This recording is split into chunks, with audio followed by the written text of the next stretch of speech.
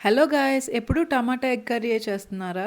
అయితే ఒక్కసారి onion egg curry చేయండి. వేడి వేడి అన్నంలో కలుపుకుంటే అసలు టేస్ట్ మాత్రం అమోఘం. చూపించిన విధంగా కట్ చేసుకొని వేడి వేడి నూనెలో ఫ్రై చేసుకోవాలి. వన్ సైడే, డబల్ సైడ్ కాదు. ఫ్రై అయ్యేటప్పుడు కొంచెం టేస్ట్‌కి ఉప్పు, పసుపు వేసి ఫ్రై చేసుకోవాలి. ఫ్రై చేసుకున్న తర్వాత వీటిని ప్లేట్‌లో నెమ్మదిగా తీసుకోవాలి.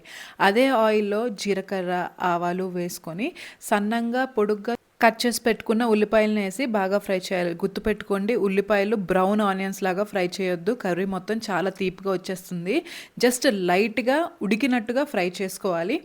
ఇది కొంచెం మగ్గుతున్నప్పుడే తగినంత పసుపు, ఉప్పు, ధనియాల పొడి వేసుకొని బాగా ఫ్రై చేసుకోవాలి. ఇందులో తగినంత హాట్ వాటర్, మనకి పచ్చి వాసన పోయి ఇంకా బాగా ఉడకడానికి కొంచెం హాట్ వాటర్ వేసుకొని ముందుగా కట్ చేసి ఫ్రై చేసి పెట్టుకున్న ఎగ్స్ని ఇందులో వేసుకొని తర్వాత మనము కొద్దిసేపు మూత పెట్టుకొని మరి కొద్దిసేపు అయిన తర్వాత